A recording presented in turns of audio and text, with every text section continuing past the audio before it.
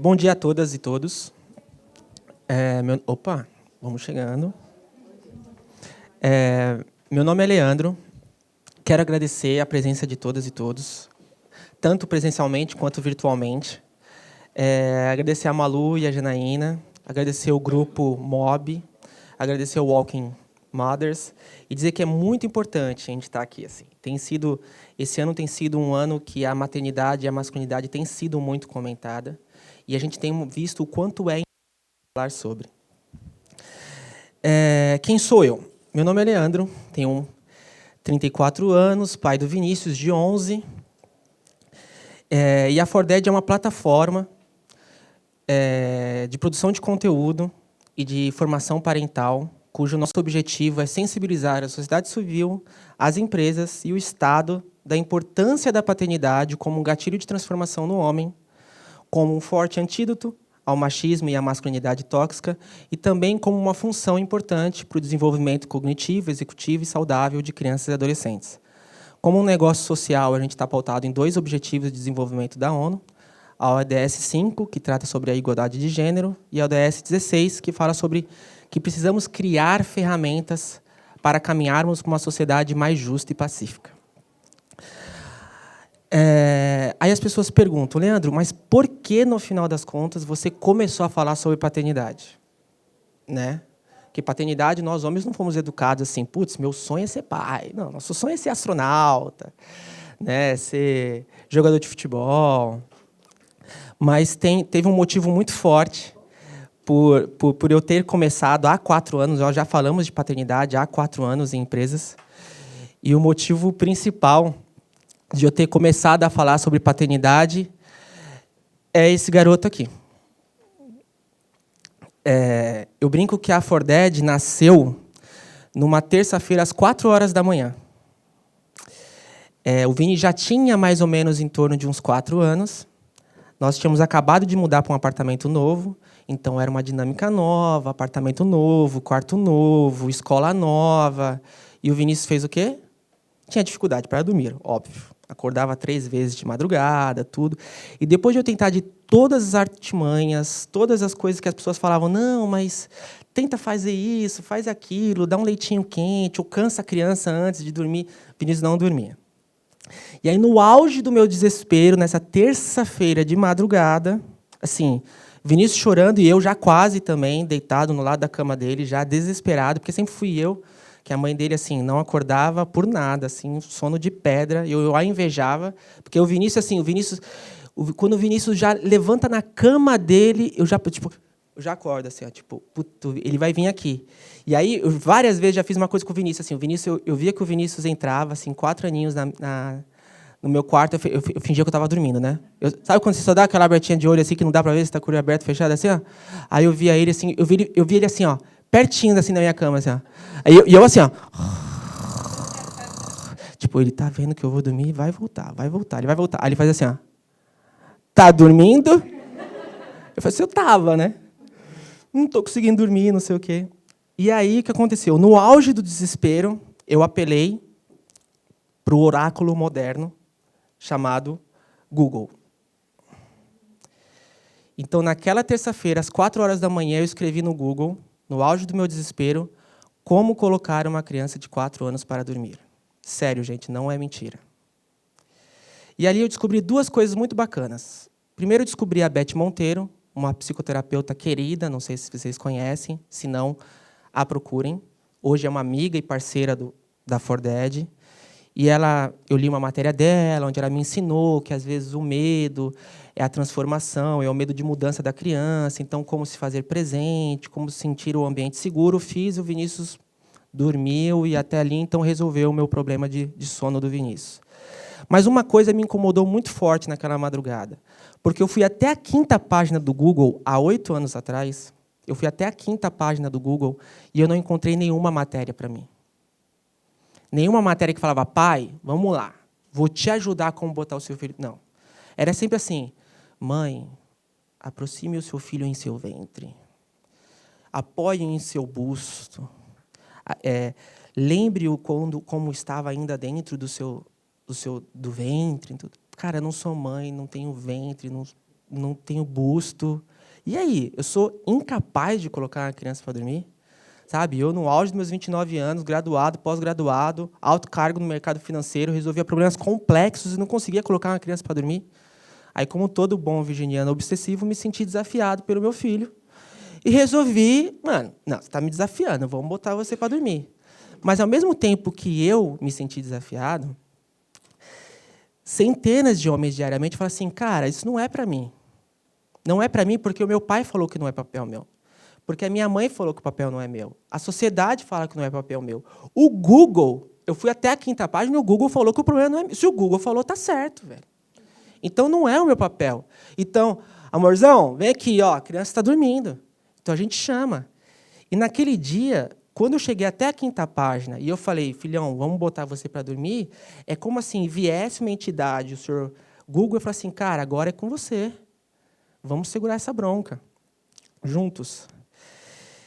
E já há 4 anos, já trabalhando com paternidade e percebendo que paternidade, que a cultura que nós fomos criando, as referências de masculinidade que a gente vem, nos afastou do lugar de afeto.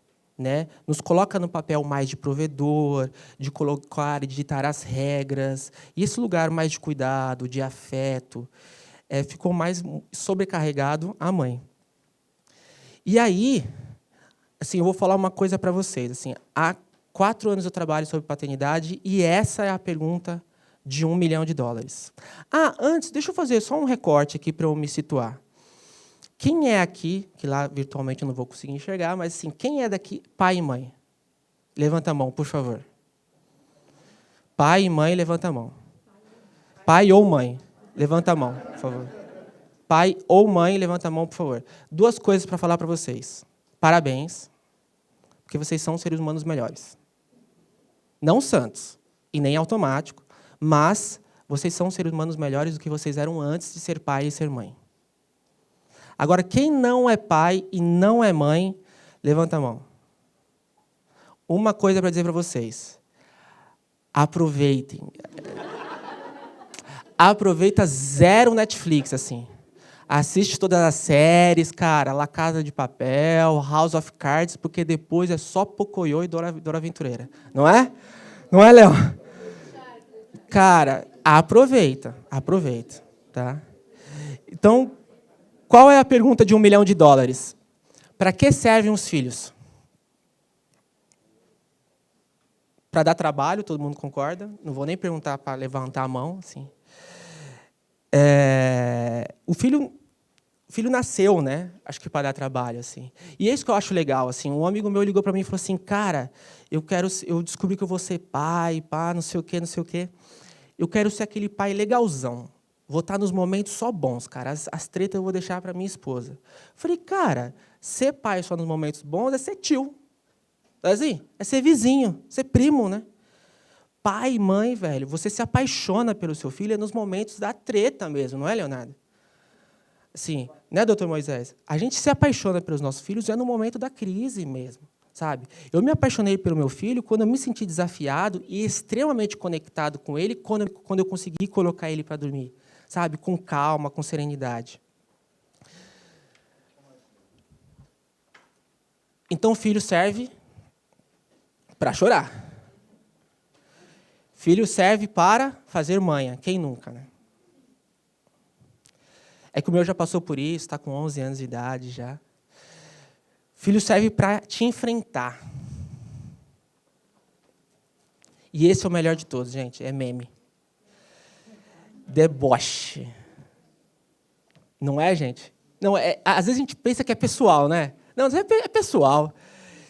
Mano, não come um brócolis em casa. Vai na casa do amiguinho e enche a cara de couve. Eu descobri esses dias que meu filho gosta de repolho. Falei, porra, desde quando, cara? Você almoça comigo todo dia, não, mano, é um... né? Ah, não, fui na casa da Titi. Nossa, adorei a salada de repolho que a mãe dela fez. Olha, um lazarento. Não é? É para debochar, não é para tirar com a nossa cara. Mas, assim, falando sério agora, assim, para mim, o meu filho me serviu para me transformar. E aí eu vou fazer um recorte, talvez um simples detalhe, mas talvez seja importante. O Vini não é meu filho biológico. Eu conheci o Vini com 3 anos de idade.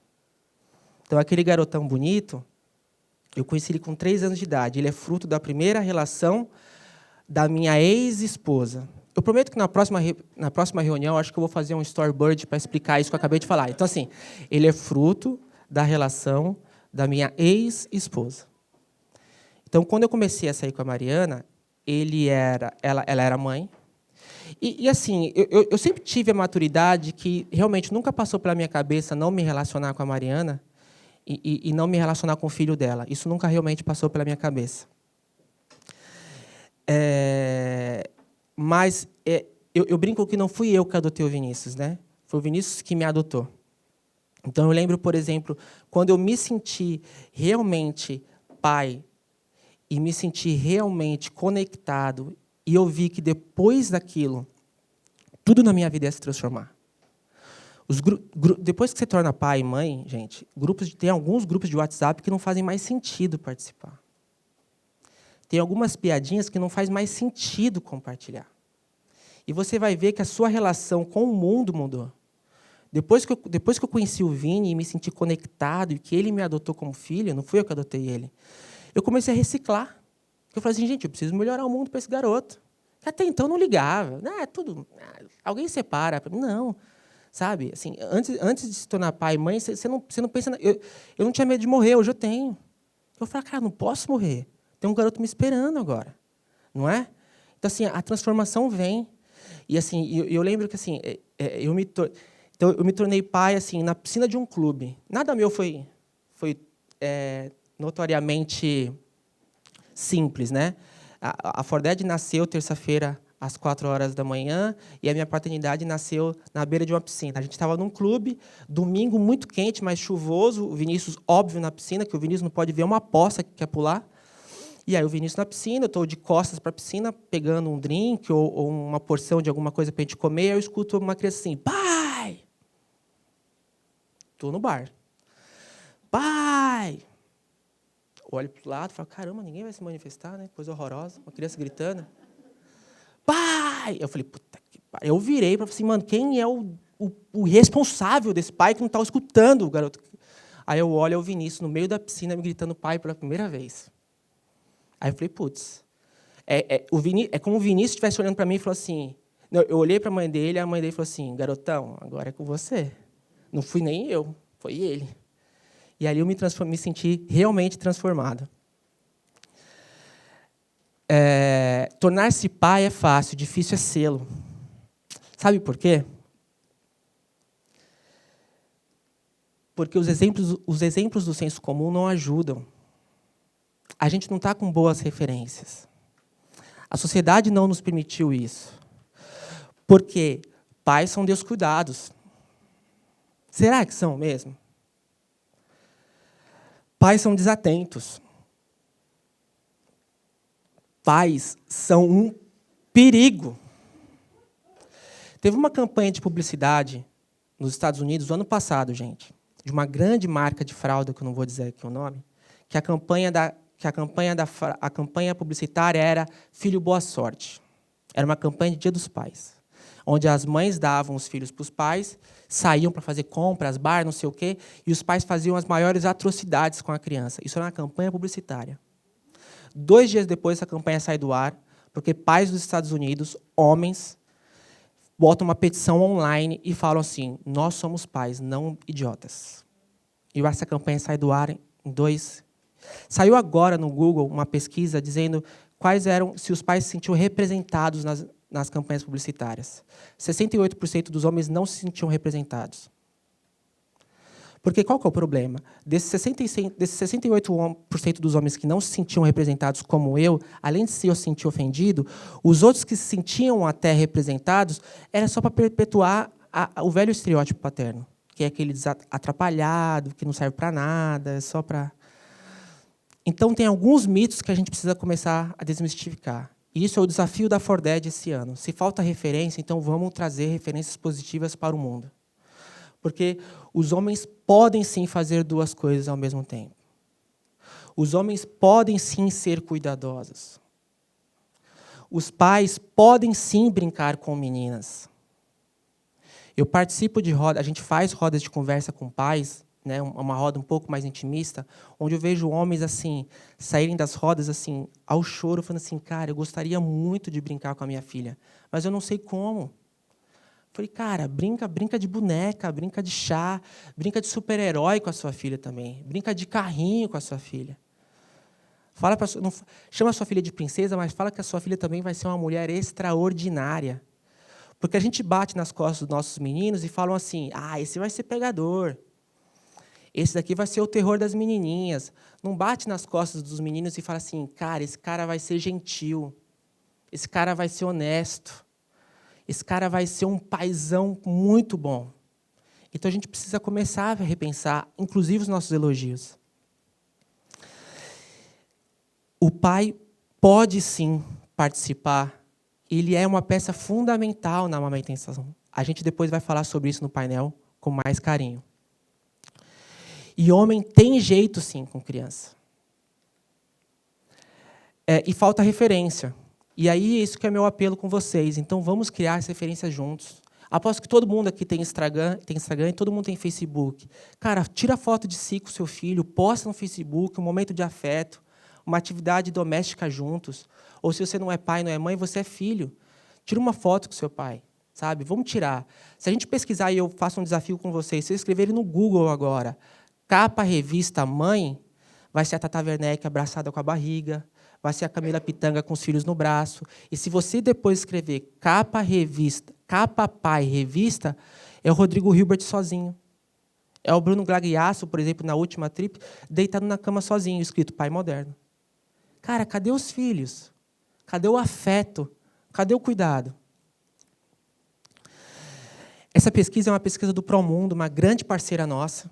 O Promundo é uma organização mundial, social, que fala homens cujos pais participavam de forma mais equitativa dentro de casa, ele tem 1,5 vezes chance de ser propenso também.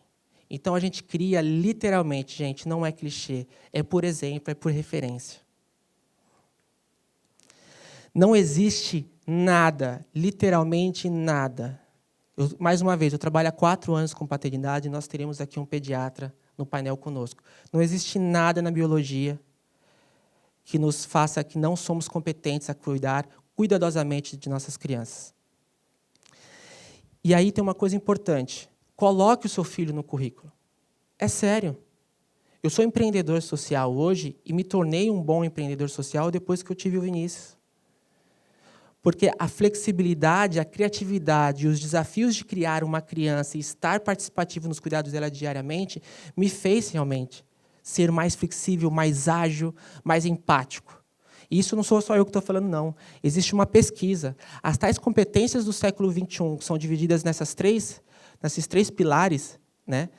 Cognitivo, intrapessoal e interpessoal, são todas inteligências e competitividades que são ligadas à inteligência socioemocional.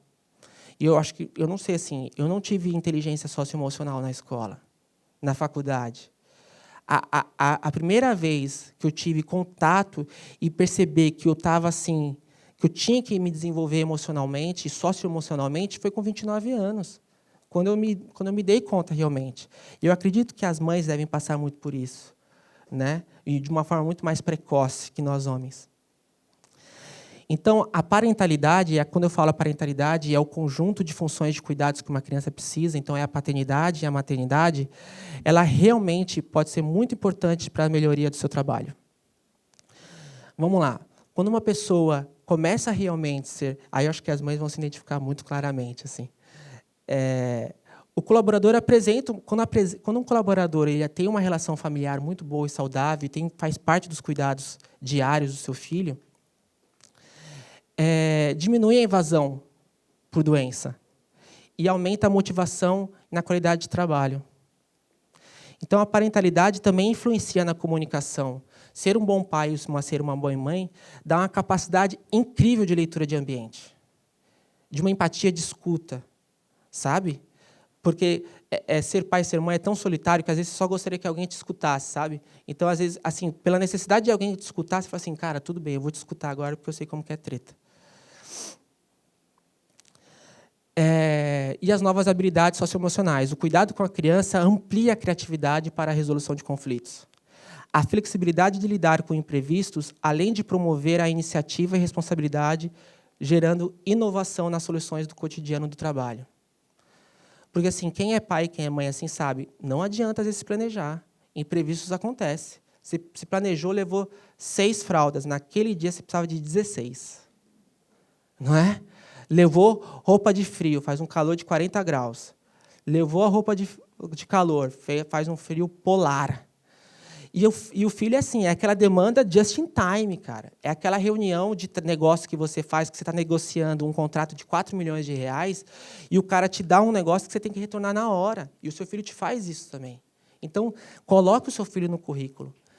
Veja que a atividade que você vai exercer com ele vai ser fundamental para o seu ambiente de trabalho. E aí que eu falo para vocês, entre ser pai e ser mãe e o seu trabalho, escolha os dois. Porque dá para equilibrar.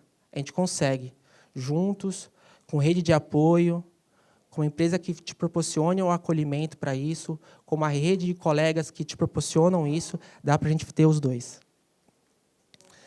E é isso, pessoal. Bom dia. Agora eu vou convidar os painelistas, Ju, Léo, Dr. Moisés. Vamos... Ah, verdade. Queria convidar vocês duas coisas, aproveitando, já fazendo um jabá monstro. Segue a gente no Instagram, @fordead, é 4_dead em inglês, e mande fotos. Realmente, mande fotos para a gente de você com seu filho, seja você com seu filho, seja você fazendo alguma atividade doméstica, se você é mãe ou se você não é mãe nem é pai ainda, manda uma foto sua com seu pai, em algum momento de afeto. Como eu falei, a gente está realmente nessa campanha forte de realmente dar boas referências, principalmente nas redes sociais. Agora vamos lá, né? Vou ligar a luz para ficar mais...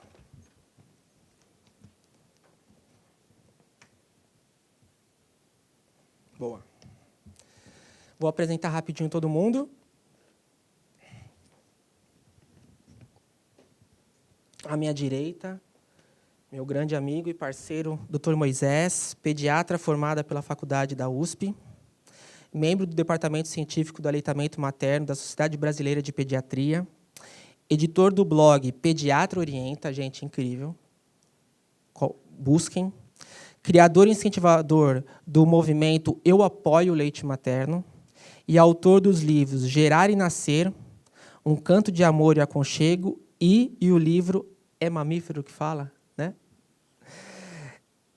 No meu lado esquerdo, Leonardo, mineiro de Belo Horizonte, pai da Sofia, de 13, Giovana, de 7 anos, casado com a Vanessa, que é mãe da Maria Eduarda, de 8 anos, então a gente tem um recorte meio parecido.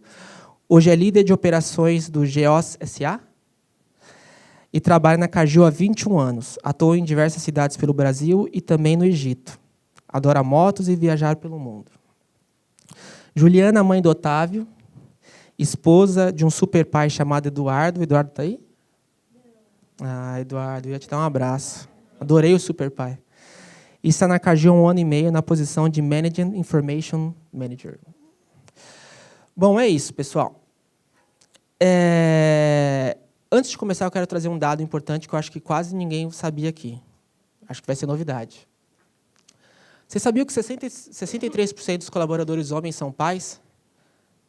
Aposto que se a gente fizer um evento só para pai, o cara vai aceitar no lado assim, oxi, você era pai? Eu não sabia. Aquela novidade, sabe assim, você é pai, cara? Pô, trabalho com você há 10 anos. Não, brincadeira.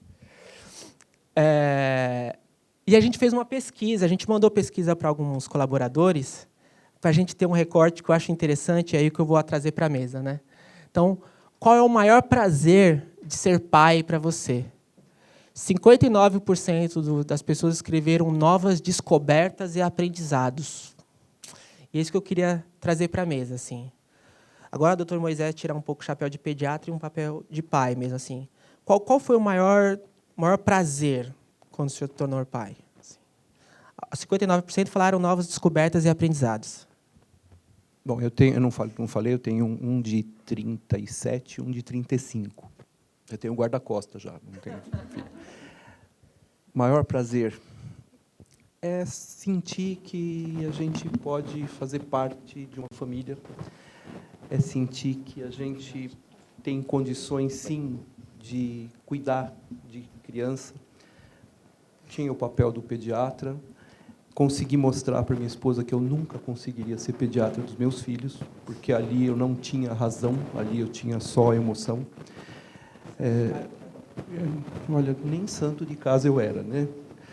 Mas é a sensação de você aprender, dia a dia, até hoje, os dois, né, já com as suas vidas aí, aprender no dia a dia papéis novos, emoções novas e sensações ótimas. E você? Eu acho que a primeira opção ali das novas descobertas e aprendizados, né? Ajudar a fazer parte dessa história, criar uma história junto, né? Eu adoro essa parte de descoberta, de inventar coisas. Eu acho que eu sou a versão do pai babão que adora inventar coisas, sabe? Então, tem 3 meninas. Então, você imagina o desafio que é andar de um lado para o outro, né? Brincar de boneca, criar roupinha de boneca, inventar brincadeiras assim e participar disso daí. E outra parte muito importante é aprender sobre você mesmo. Porque talvez no dia 0, quando elas cresceram, é engraçado, eu falo muito que o primeiro 1 ano é muita conexão com a mãe, né? É só mamar, aquela coisa. O pai fica só o apoio, não é protagonista, muito difícil ser protagonista naquele momento. Apesar de que eu adorava dar banho, essa parte, trocar fralda, adorava essa parte. Aí depois você começa a ter mais participação e sentir muito parte disso, né? Você vê o orgulho assim, de ver, aprender, e depois, quando elas crescem mais, você se vê naquele comportamento. Você fala, nossa. Os positivos e os negativos. Exatamente. É uma jornada de aprendizado. Então, acho que a melhor parte vem quando você começa a aprender com eles.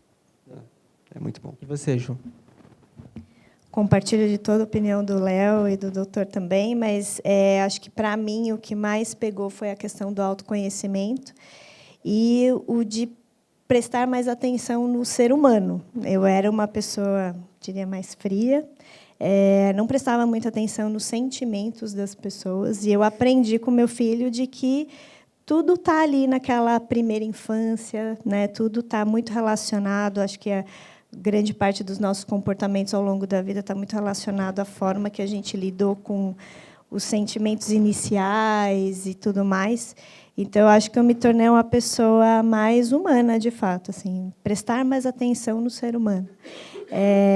E o fato de me ver nele também, apesar dele ser total meu marido, às vezes eu vejo um negocinho ou outro ali parecido comigo, e as influências que eu causo no dia a dia no comportamento dele também. Então, isso me orgulha, assim, ver que eu estou conseguindo plantar uma sementinha ali no mundo, né? Que é uma pessoa que vai carregar aquilo que É eu um estou ser humano, ensinando. né? É um Assim, ser humano. a gente está criando literalmente o ser humano. Tem um ditado, tem uma frase do Pequeno Príncipe que eu gosto muito, que é assim: o problema não é crescer, é esquecer. E os nossos filhos nos dão a oportunidade de lembrar, né? Tipo, caramba! Tipo, o mundo pode ser um pouco mais mágico, né? Que a gente vai se calejando durante a vida. E o outro que é muito bacana é qual é o maior desafio de ter se tornado pai ou ser mãe. 35% é saber como agir na criação dos filhos. Eu acho que isso você deve receber muito essa abordagem dentro da clínica, né? Assim, então, qual foi o seu maior desafio, como quando se tornou pai, e qual é o maior desafio que as pessoas levam até a clínica? Bom, há uma época, eu tive uma característica no consultório que era muito engraçado. Eu fiz até uma estatística, porque chamava demais a atenção. Eu tinha muito pai na consulta. Sempre tive muito pai na consulta. E aí eu fui fazer uma estatística, eu fiz isso por uns 2 meses. Eu tinha 75% das consultas das crianças até 1 ano de idade, eu tinha com o pai presente. Algumas vinham só o pai. Aí, chegava na consulta, eu terminava a consulta, perguntava: É isso, tudo bem? Mais alguma dúvida? Na época não tinha celular, tá? Eu sou médico há mais tempo. O pai tirava um papelzinho do bolso, com todas as perguntas escritas e checava, porque se faltasse uma, aquela ia ter sido a mais importante, que você não presta para nada, você esqueceu. Eu mando você para o pediatra e você não pergunta o que é mais importante. Hoje, no celular, tem também essas perguntas, todas escritas. Tal. Em termos de desafio, primeiro é o modelo, né? Eu acho que a primeira coisa é que o pai mudou muito nesses últimos 30, 40 anos. Uma diminuição muito grande, eu acho que deve ter tido uma perda financeira grande dos happy hours, porque o pai saía do trabalho, ia para o seu happy hour, hoje ele quer voltar para casa para curtir o filho, e a gente, às vezes, tem problema porque a criança acaba não dormindo enquanto o pai não chega, porque o pai quer encontrar com a criança. E fica numa situação difícil, porque, ao mesmo tempo que a gente quer estabelecer uma rotina para esse sono, e a criança tem um sono, ela também quer esperar o pai também quer ajudar, e o banho só é dado quando o pai chega. Hoje, é uma das coisas que a gente... É engraçado, a gente vai aprendendo até como profissional as coisas diferentes, né? Hoje tem a história que o pai tem como sua participação bastante importante dar o banho no filho. E aí a gente tem que dar orientações de cuidado do banho. Então, por exemplo, né, o pai pode dar banho no filho? Lógico. Então, vamos explicar. Né? O pai entra no chuveiro e o banho é de chuveiro. O pai entra no chuveiro, então é assim, ó, deixa eu explicar para você. Primeiro, você senta. Porque em pé você pode escorregar, em pé você pode ficar um pouco tonto, enfim, está lá dentro e tal. Sentou, você põe uma toalha em cima da sua perna, que é para o bebê não sair escorregando por aí. Depois é assim, ensaboa um braço, enxaga um braço. Ensaboa outro braço, enxaga o outro braço. Não ensaboa ele inteiro de uma vez, que ele vai escorregar. A outra questão interessante é assim, você sentou e está lá dentro, a tua atenção tem que estar lá. Homem tem muito essa questão, né? Está escorregando, tá, o sabonete escorrega, ele vai fazer embaixadinha, vai não deixar e vai atrás. E a nossa colocação é assim, a criança está sentada aqui, escorregou o sabonete. Automaticamente, você faz isso aqui, para pegar o sabonete. E a criança automaticamente bate com a cabeça na parede. Então, são avisos de orientações. E outra coisa importante, precisa ter mais alguém para compartilhar, para tirar, na hora que vai sair com o bebê do banho, que ele não saia no frio, então que alguém ali acolha esse bebê. Então, imagina que há 30, eu sou formado, agora vai fazer 40 anos. Quando eu me formei, imagina que a gente tinha esse tipo de preocupação em aula, quanto menos em característica profissional. Então, o desafio é a falta de um modelo que a gente, conforme vai passando o tempo, esse modelo foi mudando. Então, ainda bem, né? E, lógico, ainda bem assim, imaginando que os nossos pais tiveram os modelos que eles puderam ter e fizeram o que eles fizeram naquele tempo onde eles podiam fazer. Sair e deixar a criança brincando na rua e voltar com a calça rasgada e aprender, isso hoje não tem mais, tá? Mas tinha na época na calça jeans, você colocava um negócio de couro no joelho, porque saía para jogar futebol e, lógico, que ralava o joelho inteiro. Né? Então, basicamente, eu acho que a questão principal mesmo é a falta do modelo. O maior desafio foi você criar um modelo novo, e é engraçado, né? Porque a gente fala assim, eu nunca vou fazer isso igual o que o meu pai fez, e você se pega fazendo, algumas vezes, exatamente o que eles fizeram, porque é o modelo que a gente tem. E vocês? Qual foi o maior desafio de vocês ao se tornar pai e mãe? Acho que vai mudando também o desafio, né? O Tá com primeiro 11 agora. foi, meu Deus, eu tenho uma carreira, eu tenho um filho, como é que faz? Eu vou ficar 6 meses, quem vai me ajudar? Com quem a criança fica, etc. Então, aquele conciliar o tempo, sem dúvida, foi o primeiro que me baqueou muito. Fiquei realmente muito mal nos meus primeiros meses de trabalho, foi muito difícil para mim. Apesar do meu filho ficar com a minha mãe um tempo, né, e só depois ir para a escola, que eu acho que, para mim, pelo menos, trouxe um conforto de poder contar com a minha mãe, mas foi muito difícil. E agora, já superada essa fase, 3 anos depois, é a questão do desenvolvimento e educação. Então, a parte do exemplo é super legal quando você vê um exemplo positivo. Então, olha, ensinei e ele está indo bem. Mas várias coisas também que a gente se pega fazendo e fala, meu Deus, olha, ele replicou. Meu Deus, olha, ele falou isso porque eu falo. E eu estava discutindo com meu marido esses dias, né? Tudo que a gente faz sem perceber e que a criança é uma esponja e absorve.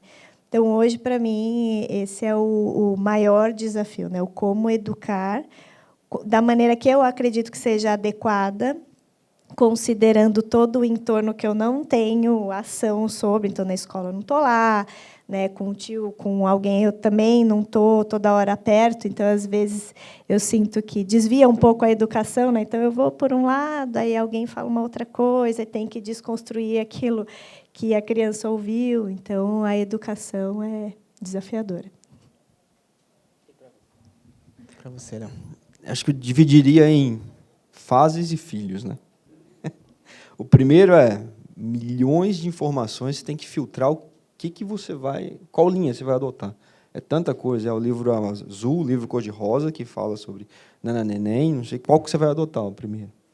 Então, o primeiro é filtrar, e uma coisa que eu acho que a gente não faz muito bem no primeiro filho, você nos permite errar.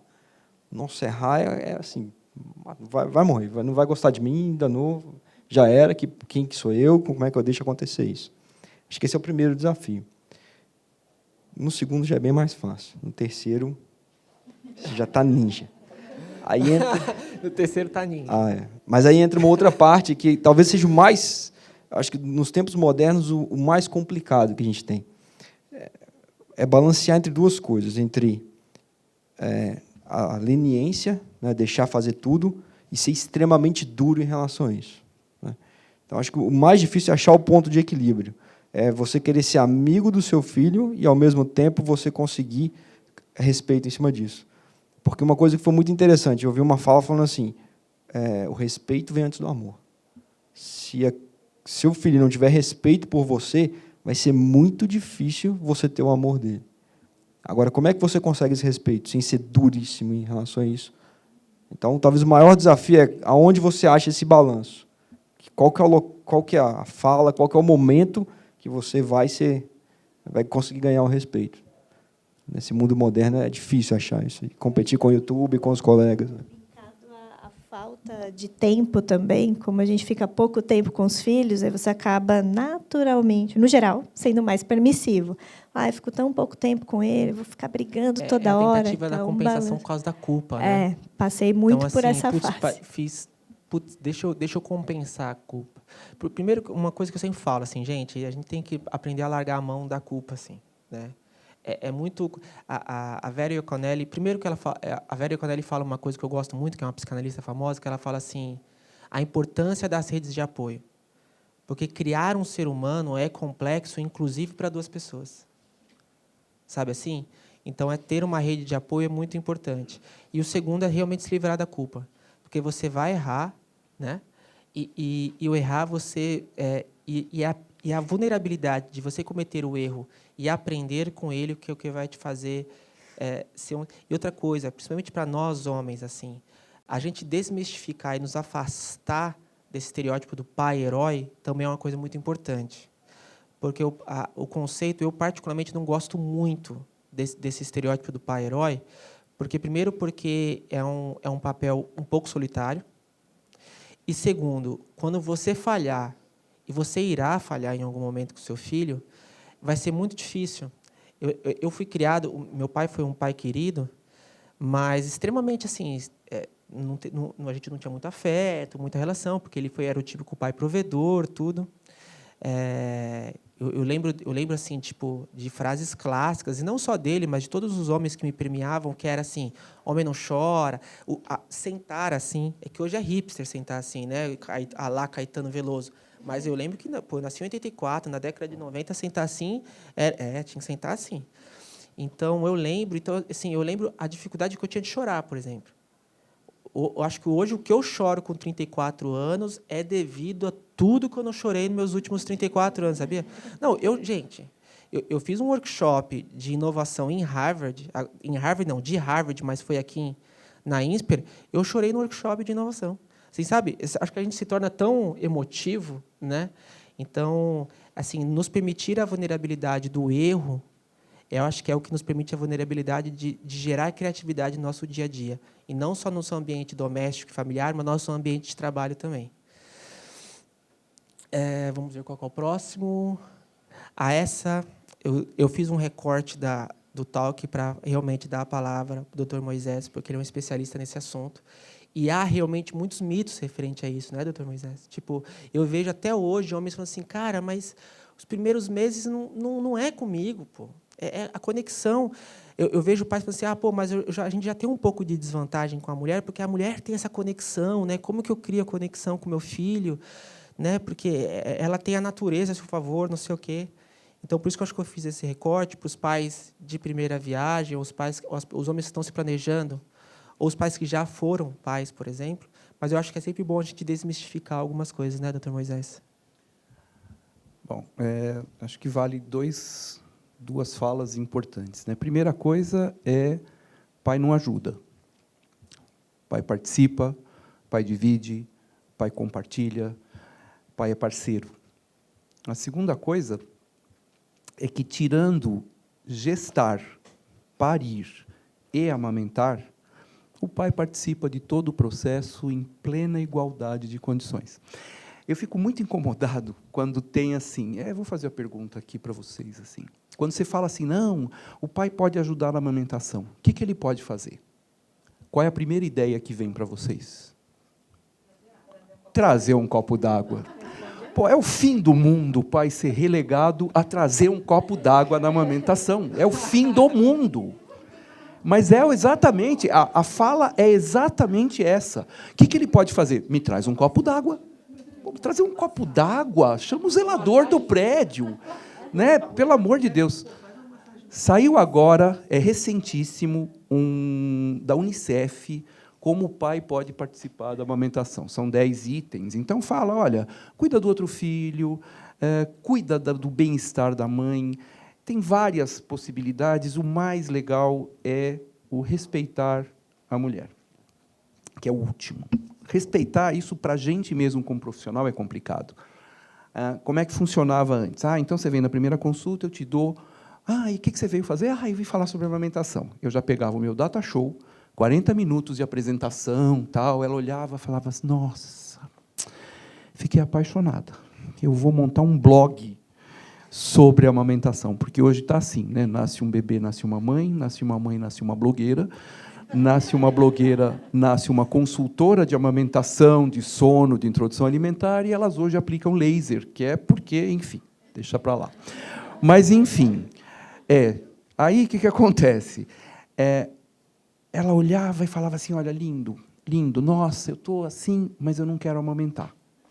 Falando, espera um pouquinho, deixa eu explicar para você de novo. Mais 40 minutos, e eu não conseguia entender que a gente tem que acolher o que a mãe deseja e, dentro disso, fazer junto com ela, sem julgamento, o caminho que ela quiser ter. Então, eu acho que uma fala que é muito comum aqui e que, para mim, me toca ainda hoje, muito, é assim, a gente faz curso de aconselhamento quando fala de amamentação. E, dentro desse curso, que quem deu esse curso para a gente foi a doutora Keiko, que é a mãe de todos da pediatria, do aleitamento materno, ela é de Santos. Nesse curso, a gente aprende assim, a primeira coisa que a gente tem que fazer é não julgar. Então, quando a gente fala assim, quando a gente vai errar, a gente não vai errar. A gente vai fazer o que a gente consegue fazer. Então, quando você não julga, o que é o julgar dentro da amamentação? Então, é assim, palavras que devem ser evitadas quando você vai conversar com uma mãe. Bom, ruim, ótimo, péssimo, certo, errado. Então, por exemplo, é assim, nossa, ela vem com gêmeos e está amamentando. Parabéns, você está fazendo muito bem. Quer dizer que, se ela não estivesse amamentando, ela estaria fazendo muito mal. Isso fica muito no inconsciente. Então, quando a gente começa a julgar o que é certo e o que é errado, errado eu imagino que seja assim, alguma coisa que eu faça propositadamente em relação a prejudicar alguém. Fora isso, o que você erra... Eu estava numa consulta, chegou a mãe e a avó. Aliás, essa é uma outra característica que a gente vai falar dos avós. Já já eu falo deles. Aliás, já vou falar até já uma frase que foi a melhor frase que eu ouvi num consultório nos meus tempos. Ela falava assim, era uma avó que veio e falou assim, doutor, quando eles são pequenininhos, eles são tão gostosos que a gente sente vontade de comer eles. E quando ele cresce, a gente se arrepende de não ter comido quando eles eram pequenininhos. Mas aí vem... Está uma mãe e uma avó na minha frente. E a mãe assim, ai, doutor, não sei o que eu faço, porque eu vou voltar a trabalhar. E a avó falava assim, eu também tenho que sair, eu já fiquei muito com ela, tenho os outros netos, eu tenho minha vida, tal. Aí ela falou, e aí, como é que eu faço? E eu sabia que o marido trabalhava em casa, fazia home office. Aí ele falava assim, mas e o pai? Por que ele não pode participar? Uma olhou para a outra, 15 minutos de risada, gargalharam de chorar, de rir, continuaram a conversa como se eu não tivesse feito a pergunta. E continuaram falando. Eu falei, para. Mas e o pai? Aí ela fala assim, doutor, outro dia, para você ter uma ideia, ele pôs a fralda ao contrário. Eu pensei, quantas vezes ele vai pôr a fralda ao contrário? 1. Tá bom, vai. 2. Tá, 3. A 4ª ele acerta. O pai precisa ser permitido dentro do processo. Ele não é permitido dentro disso, porque ele culturalmente, hoje muda isso, essa é uma das mudanças que a gente tem visto, eles estarem sendo permitidos no processo. E dentro deste processo, a gente tem o pai participando e compartilhando e dividindo e ajudando. Uma delas, por exemplo, daquelas 10 da Unicef, é assim, ajudar a mãe a ter, no seu tempo livre, é alguma coisa do tipo. Mas não é o tempo livre para ela poder dormir. Não, é o tempo livre para ela poder ir para a academia, para ela poder sair para visitar as amigas, para ela poder sair no cinema. Quer dizer, ter a vida social. Porque uma das coisas que acontece muito comumente e isso a gente não leva muito em consideração, nasceu, o bebê, está todo mundo ali. Depois de um tempo X, o pai termina a sua licença e vai embora. Depois de um outro tempo X, a avó vai cuidar de outras situações. Depois de um tempo X, ela não está sozinha em casa, ela está solitária, é diferente. É solidão, a sensação é solidão.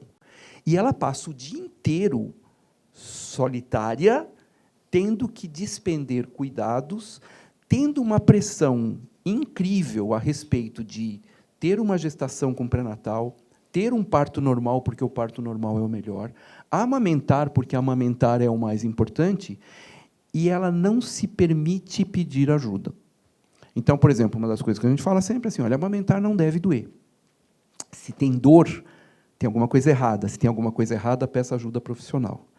Aí essa mãe fica triste, e a diferença entre o blues puerperal, que é aquela tristezinha, e a depressão pós-parto, é um fio.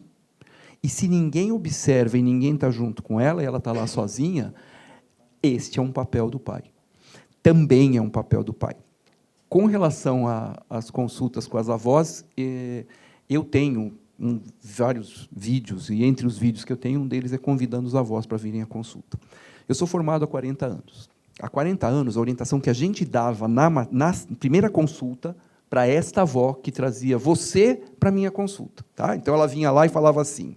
A gente falava, olha, então é assim, suco com 1 mês, fruta com 2, almoço com 3, jantar com 4, leite de vaca integral, metade água, metade leite até 1 mês, 2 partes de leite, 1 de água até 6 meses, depois de 6 meses, farinha e açúcar, bico da mamadeira furada, que é para ter sustância, criança gordinha, criança saudável.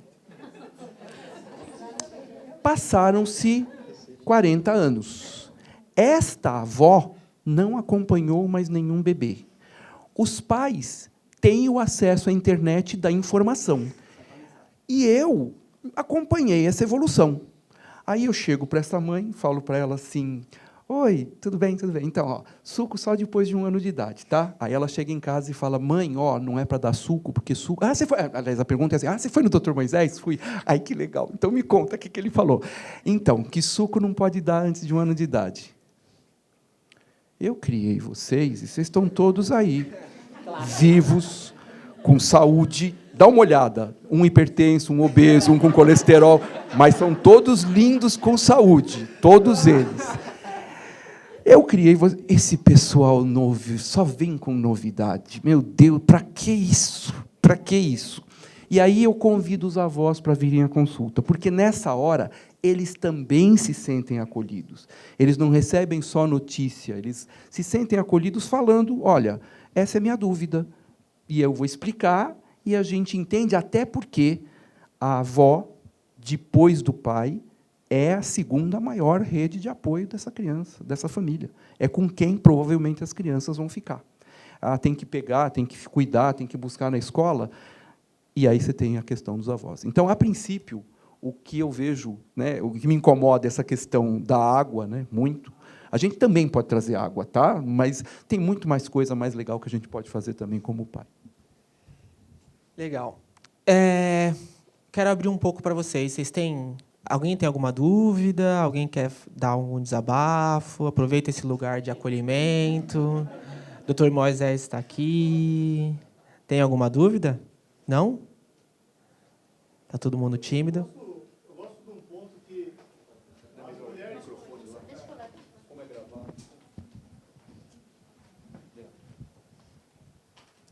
Que eu acho que tem um papel de apoio muito importante que você comentou um pouco, mas que para mim ajudou muito, é a capacidade de observar, né? A mulher, quando você pega o filho, ela te observa mais que a NASA ali, né? Ela está olhando e qualquer desvio ela vai apontar na hora. E o pai pouco se preocupa em observar a condição da cria e da progenitora ali, né? Que está cansada quando amamenta, que chegou uma hora que chega na exaustão. Então, esse balanço de observação e dar o feedback rápido ajuda muito na criação do filho, porque não é fácil amamentar. Eu acho que a amamentação é legal, mas a minha esposa não teve problema. O problema dela foi parar de amamentar, que gerou outra reação, né? Que foi necessário por causa do trabalho, mas você vê, às vezes, essa observação, sentir esse timing, que eu acho que ajuda demais na criação e na participação também, né? Porque você recebe sempre esse feedback externo, né? Sempre é o Cristo que vai levar a culpa, você fez eu engordar, você fez eu ficar cansada e tudo mais, e a gente não dá esse feedback, poucas vezes você faz, porque aí a mulher tem um lado também de escutar que o pai está observando, e ela precisa escutar aquilo porque é uma visão talvez a mais sincera que vai existir, né? E que não é uma visão necessariamente errada, não é um julgamento, mas é um intuito de ajudar o convívio do lar, né? Muito bom mesmo. Assim, eu acho que quando eu converso com homens e também com mulheres, que eu também participo muito de rede de mulheres, assim, o lugar tem que ser de escuta e de uma escuta empática, sabe? E não de julgamento. As relações humanas, e isso não muda dentro de casa, para um casal, ainda é muito, na nossa cultura, principalmente ocidental, ainda é uma relação muito de poder, né, de competição. Então, assim, é aquele certo e errado, porque assim, a avó, como o Dr. Moisés falou, acabou de falar, quer competir quem está mais certo, e o homem e o casal também pode cair um pouco nessa armadilha, sabe? De competir com o homem e quem está certo e quem está errado. Eu acertei, você acertou, não sei. E a mulher tem essa visão mais de scanner, que eu entendo totalmente o que você está querendo dizer, porque a sobrecarga do julgamento dela também é muito forte, cara. A culpa dela, a culpa sobre a cabeça dela é tão forte, tão forte, tão forte, que até uma cargada nossa, ela vai se sentir culpada. Quem fui? Eu tinha que ter deixado esse rapaz, eu tinha que ter deixado ele realmente dar banho, né? Eu não tinha que ter deixado mesmo. Mas não, por isso que eu falo que quando eu vejo dos homens, por exemplo, em muitas rodas que eu participo, sejam em empresas ou sejam em outros locais abertos, quando eles falam, poxa, mas a minha esposa não me deixa me aproximar.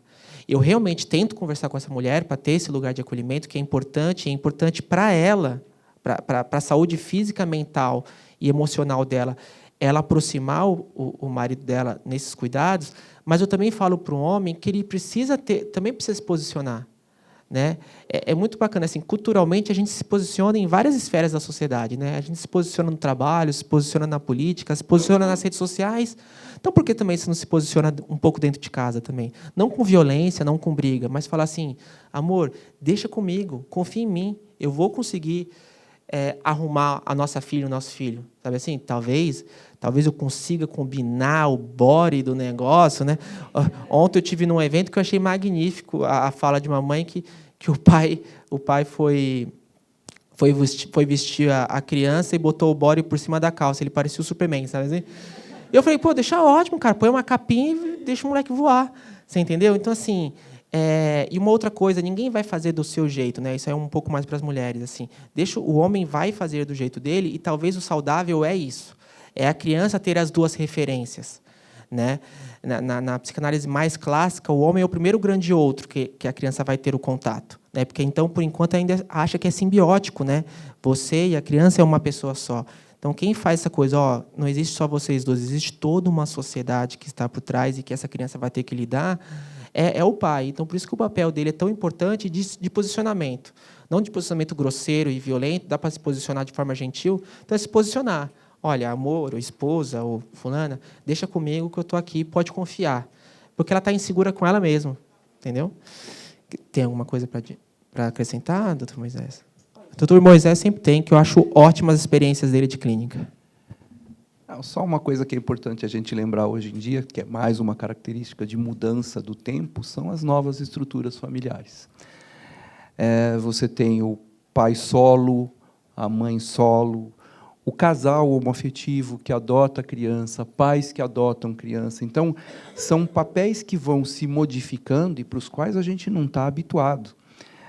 Hoje, nós temos, por exemplo, a gente acompanha casal de mães homoafetivas que uma fez fertilização e as duas querem amamentar. Então, a gente trabalha com o desejo e com o que estas mães, estes pais, trazem de melhor.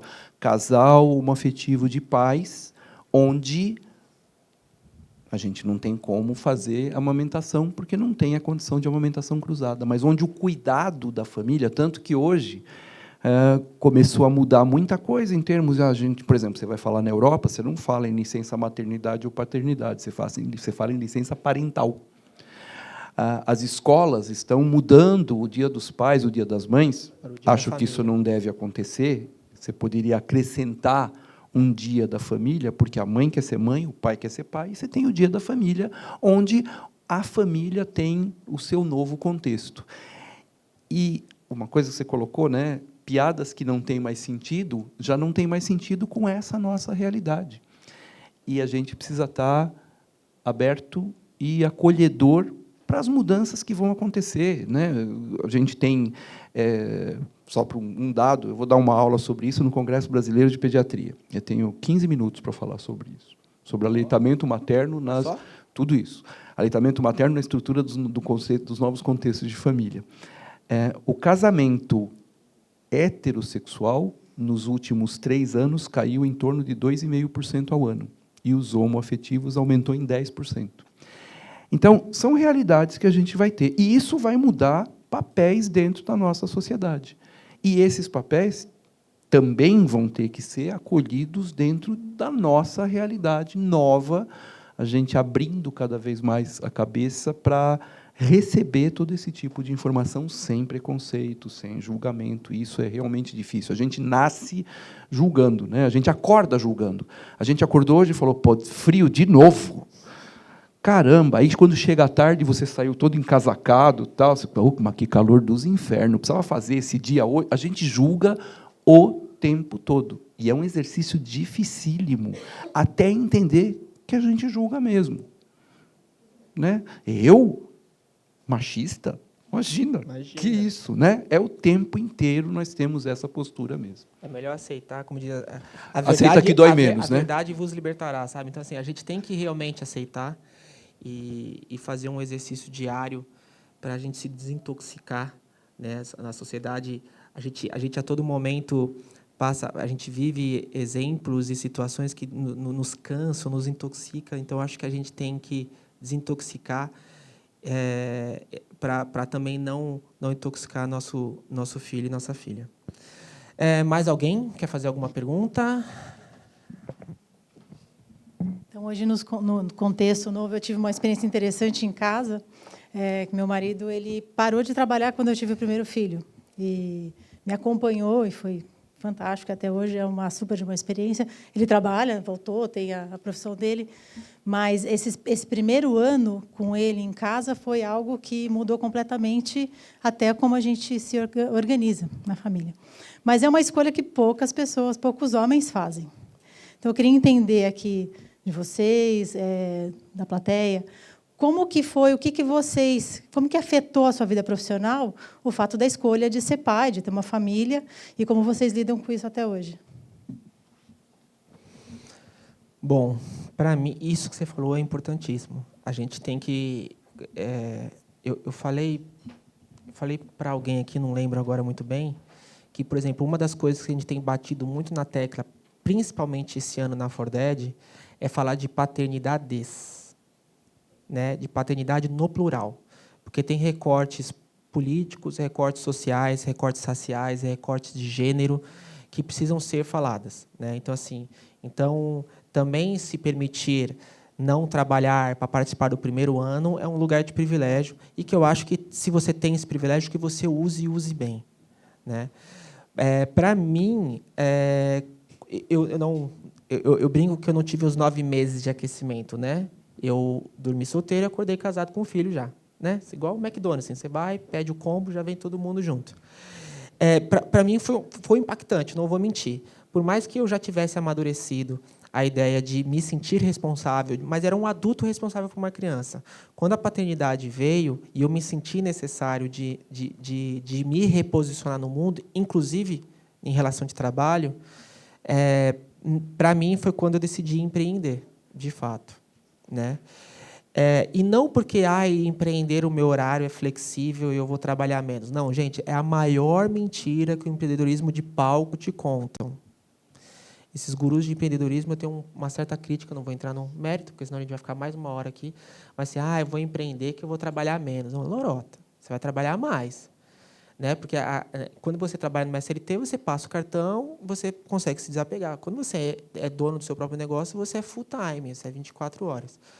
Mas você consegue ter uma flexibilidade de ter uma reorganização, e que eu acho que empresas estão começando a entender isso, né? É por isso que eu acho que a parentalidade é tão importante. Eu não falo só da parentalidade mais uma vez, e por que eu tenho falado cada vez mais em parentalidade dentro dos ambientes de empresa, né? Dentro da iniciativa privada? Porque a parentalidade aqui não é mais só... Não dá para existir parentalidade só da porta para dentro de casa.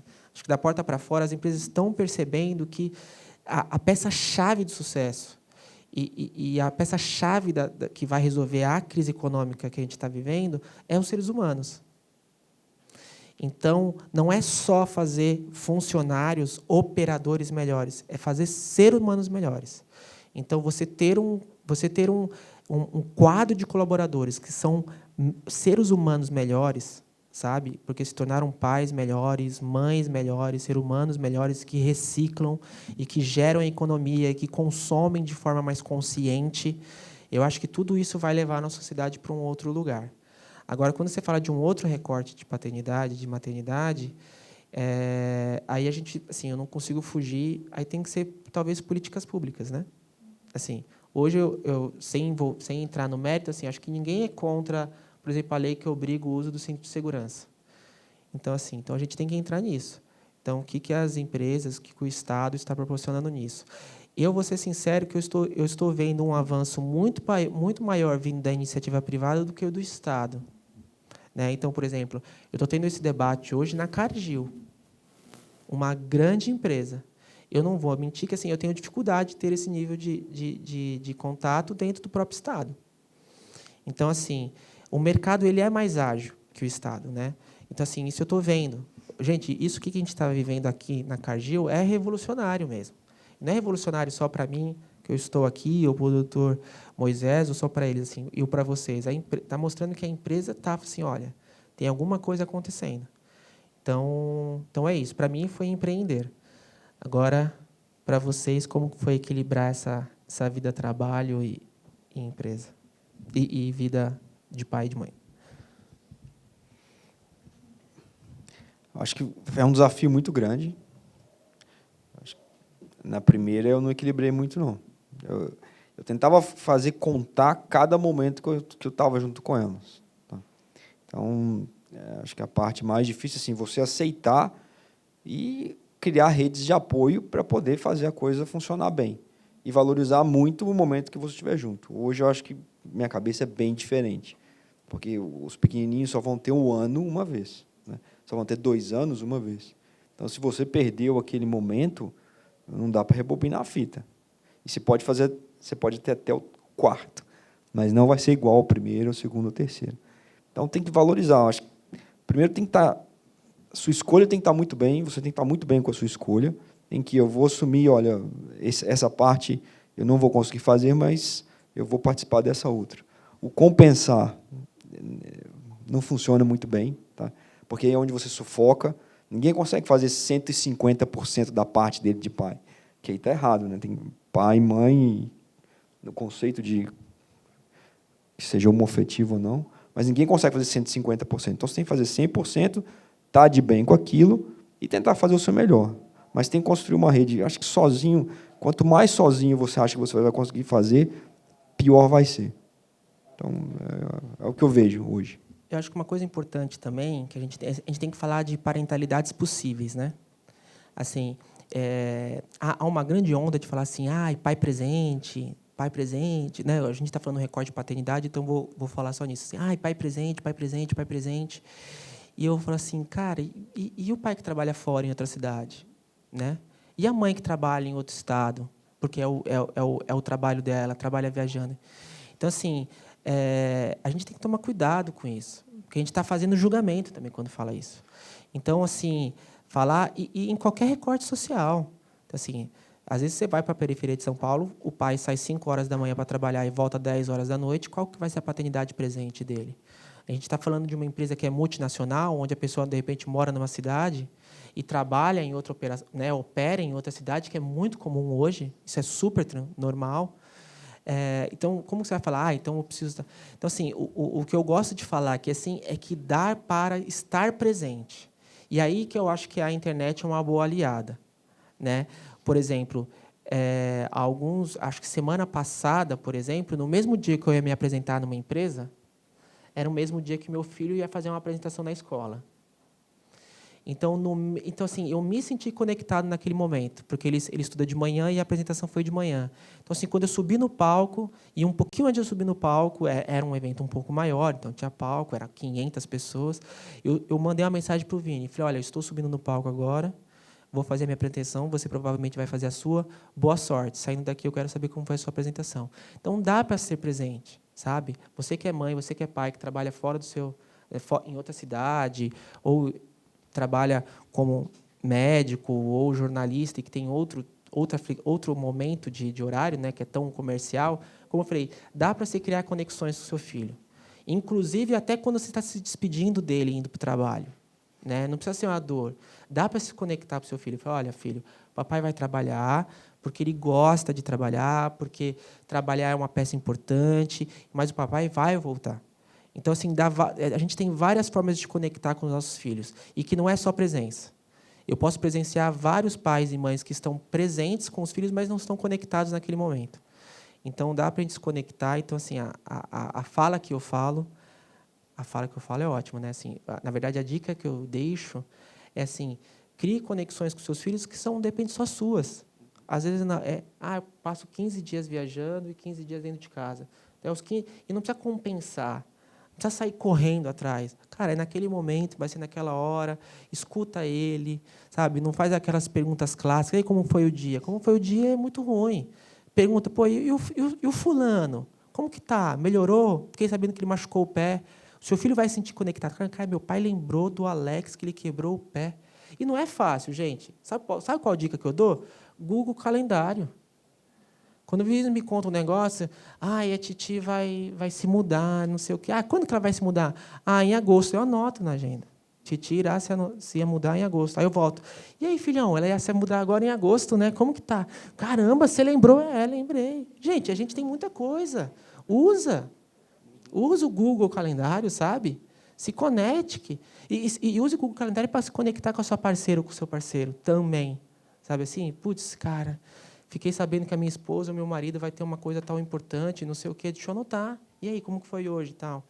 Então, assim, hoje a gente tem a facilidade de ter vários meios de conexão. Então, o que falta é boa vontade. Entendeu? E eu acho que boa vontade, às vezes, é só um estalo.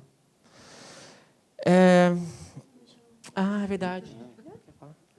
Não, só um paralelo quanto ao que você acabou de falar, Lê, sobre um momento que eu fui numa terapia, foi uma sessão de terapia, que eu falei muito sobre maternidade, os meus desencontros e culpas, etc.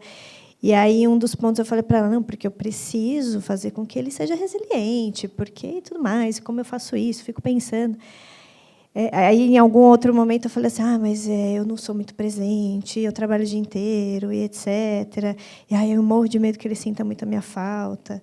Ela falou assim, ótimo, você está querendo que ele seja resiliente, mas você não está criando o seu filho para ser resiliente quanto à sua ausência, que é o básico. Aí aquilo, nossa, realmente. Assim, então, o que eu falei da minha culpa e tudo mais, da minha dificuldade, acho que quando ela me falou isso... Tá, você está fazendo tudo isso, esforçando, ficando super culpada, correndo para pegar na escola e etc. Mas você está percebendo que você está prejudicando o seu filho nesse sentido, porque você está tornando ele realmente uma pessoa dependente de você. Então, eu achei isso bem interessante. Meu marido trabalha no interior, então a minha família é um pouco... A gente fica 2 dias sem o pai em casa, e é super tranquilo. E o papai está em Piracicaba, a gente faz o FaceTime, meu marido é super presente nesse momento do FaceTime, e é realmente a maneira de colocar isso no dia a dia, é sem sofrimento. O papai não está, hoje a mamãe está, aí tem dia de família, dos meninos, dia da menina com o menino, e é isso aí. É assim que a gente se organiza. Não, dá para se organizar. E, gente, vou falar uma coisa. Terapia ajuda, hein? 3 anos, toda terça-feira, 9 horas da noite, estou ali, gente. Porque assim, a gente precisa a gente exercita, às vezes, o corpo, tudo, né? Mas a mente e a emoção a gente precisa treinar tudo. A gente está chegando ao fim, né, Jana? Queria só pedir um favor para vocês. Quem puder acessar a internet agora... Oi? Dá. Espera aí, vamos lá, eu vou até você.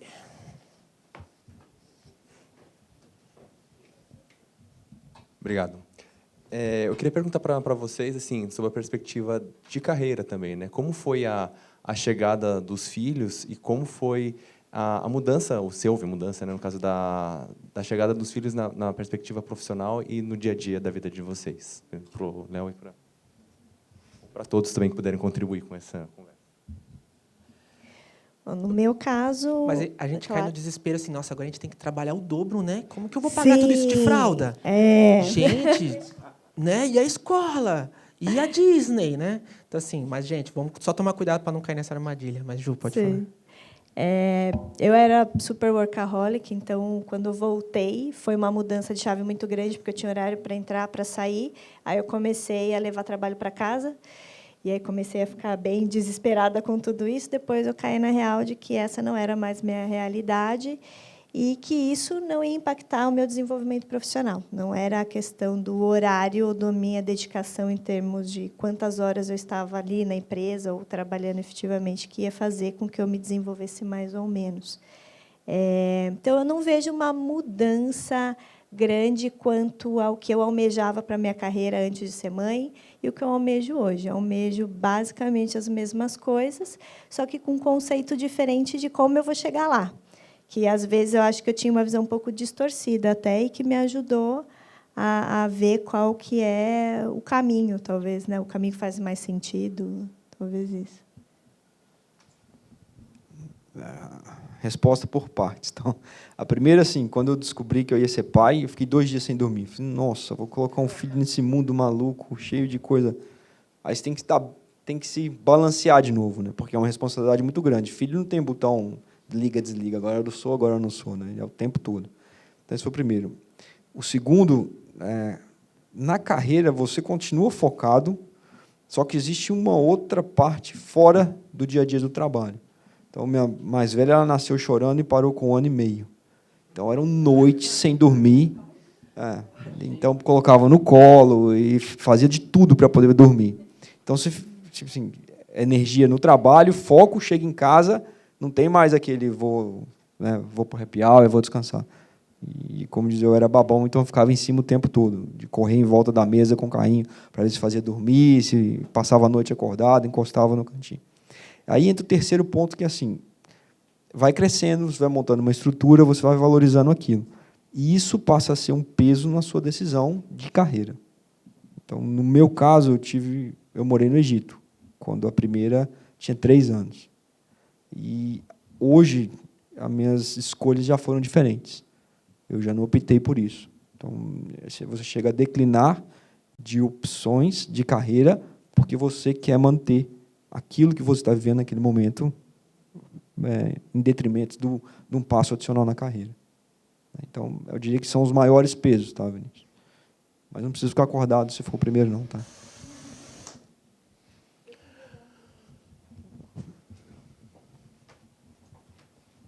Meu nome é Cláudia Santiago, eu lidero a parte de recursos humanos para a América Latina. E eu tenho o Gabriel, que tem 11 anos, e a Marina, que tem 1 ano. Eu estou no meu 2º casamento, e tenho também o Lucas, que tem 17. E, quando a Malu... Eu participo com a Malu e com a Jana do grupo do Women's Mother Network, e, quando elas me convidaram, eu sou sponsor, para mim foi tão importante, porque me remeteu ao nascimento de Gabriel, que está hoje com 11. Eu participava como membro nos debates na outra empresa que eu trabalhava. E isso foi fundamental para a construção da minha carreira. Assim, o fato de eu ter participado naquele momento, durante o período que Gabriel foi muito pequeno, no network da empresa que eu trabalhava, fez eu repensar várias questões e repensar a carreira mesmo, e o que dá e o que não dá para fazer, como dá e como não dá para viajar, como estar presente por Skype na reunião da escola e como não estar, o que esperar do companheiro da participação e o que não esperar. Assim, foi tão fundamental que eu falei assim, a gente tem que fazer isso na Cargill, porque eu acho que tem muito a ver com o que você falou no começo. Eu acho que a gente tem um papel de transformação, sim, que a gente tem que ajudar a participar e a construir essa nova realidade.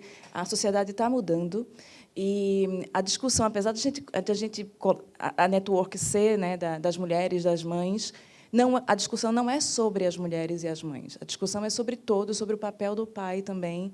Então, eu queria falar que Malu e Jana, assim, muito obrigada por estar puxando aí essa discussão. Acho que é um papel importante para a gente. Obrigada por vocês estarem aqui, dar os depoimentos e, principalmente, reforçar a história da rede de apoio. Assim, é rede de apoio para tudo. É rede de apoio aqui na empresa, rede de apoio na família, rede de apoio para discutir por que não dorme. São tantas coisas que, se a gente está junto e a gente está em rede, eu acho que a gente passa por isso com menos dificuldade e mais feliz, que eu acho que é o principal. Qual que é o seu nome? Vini, o nome do meu filho. Uma coisa que eu sempre falo, nunca subestime um pai e uma mãe que quer ser o exemplo para o seu filho. Então, por isso que eu acredito que as empresas têm que abordar isso. Porque quando um pai e uma mãe quer ser exemplo para o seu filho, um exemplo de carreira, ele vai voar. Ele vai desenvolver as tais competências socioemocionais do século XXI, sim. Porque eu nunca vi, todos os exemplos de vitórias que a gente vê em suas carreiras particulares ou empreendendo foram homens e mulheres que quiseram, sim, ser exemplo para os seus filhos ou para as pessoas que estavam próximas dele. Então, eu sempre falo isso para dentro das empresas. Nunca subestima uma mãe e um pai que quer ser exemplo para o seu filho. Então, eu acho que esse é o papel fundamental que dá, sim, para equilibrar e dá para, como o Léo falou, dá para focar nos dois. Quer falar alguma coisa? Porque o senhor foi médico, pediatra, pai, tudo junto? Eu fui pai quando eu estava na residência. Então, nossa, era um horror, porque plantão, final de semana. Fiz uma coisa que eu fiz uma vez na vida, nunca mais vou fazer. Eu juntei no final do ano o plantão entre o Natal e o Ano Novo, 5 dias. Nunca mais na minha vida eu faço isso. Primeiro, porque é desumano. Segundo, porque o afastar de tudo isso era complicado. E eu tive... meus 2 filhos nasceram quando eu estava começando a carreira médica, né? E não tinha como sair da residência, do plantão. Então, a parceria com a minha esposa, o conceito de família foi muito forte. E eu acho que a gente precisa começar a mudar um pouquinho na hora de falar. A gente não fala mais hoje tanto em maternidade e paternidade, que dá uma ideia muito mais, não sei o termo, física, enfim. Hoje a gente fala em questão de maternagem e paternagem. Que é o exercício dele. Que é o exercício disso. E o quanto a maternagem e a paternagem fazem a diferença em termos de atitude, né? As empresas estão compreendendo isso hoje, né? Então, hoje faz parte de uma mudança de visão. Vou empregar você, que é mulher, em idade fértil, mas você tem que não engravidar nos próximos 3 anos, né? Isso já foi, mais ou menos. Tá. Mas está indo. A gente escuta, por exemplo, a questão da licença maternidade. Hoje se briga, porque a gente tem o conceito da empresa cidadã, e a empresa cidadã troca benefícios fiscais pela licença maternidade de 6 meses. E a Sociedade Brasileira de Pediatria fala de uma licença maternidade de 1 ano. E quando a gente escuta de mulheres a fala de que não querem a licença maternidade de 1 ano, porque isso é um tiro no pé, porque as empresas não vão querer contratar uma pessoa que vai ficar 1 ano afastada, e não entender o quanto isso é benéfico, inclusive economicamente, para a própria empresa, apesar de ter essas questões, e aquilo que você colocou é muito claro, né? É mais fácil você trabalhar com a iniciativa privada do que com a questão governamental. A gente tem, por exemplo, em abril de 2018, foi aprovada pelo Senado a licença maternidade de mãe de prematuro, contando só depois que a criança saísse do hospital. Está parada na Câmara dos Deputados desde abril do ano passado. A licença maternidade de 180 dias para todas as mulheres, independente de ser empresa cidadã, junto com a permissão do pai acompanhar as visitas do pré-natal, foi aprovado em abril de 2018 pelo Senado, está parado na Câmara dos Deputados desde abril do ano passado. Então, lei tem, ela precisa só funcionar. Mas é difícil, porque quem coordena isso ainda tem aquela mentalidade antiga de que pai, mãe, enfim. Mas, de qualquer forma, o que a gente vê hoje é mais esse conceito do exercício de ser pai, do exercício de ser mãe. Isso não tem nada que pague, isso não tem nada que a gente consiga comparar. Não vai se tirar nunca. Pessoal, eu queria pedir um favor para vocês. Quem puder, entra no site do Mente, www.mente.com, e aí vai abrir, vai ter um campinho, logo que abriu. Se você colocar esse código, vocês vão responder uma pesquisa. O código é o 101916, para quem estiver um pouco distante, né? Está aí no fundão. Vocês vão 4 perguntinhas, vocês vão responder de 0 a 10, para a gente ter uma noção de como que foi a sensibilidade aqui do talk e do painel. Tá? Essa resposta, para a gente é muito importante mesmo, que é o que nos guia nas nossas atividades sobre paternidade. www.mente.com, e o código é o 101916. Entrou, pessoal? Tá. Então, vamos encerrar. Para encerrar, eu só vou fazer um rapidinho, sim, uma frase. Afinal, para que servem os filhos? Ju, Léo, Dr. Moisés. Como eu disse no começo, para ser mais humana. Para nos tornarmos pessoas melhores, eu acho. Eles aprender. Eles servem para a gente aprender. Além de para a gente se transformar em pai e mãe, né, é a transformação mesmo. É o crescimento. É isso, pessoal. Bom dia, muito obrigado pela presença de todas e todos, aqui presencialmente, né, e via internet. Obrigado mesmo.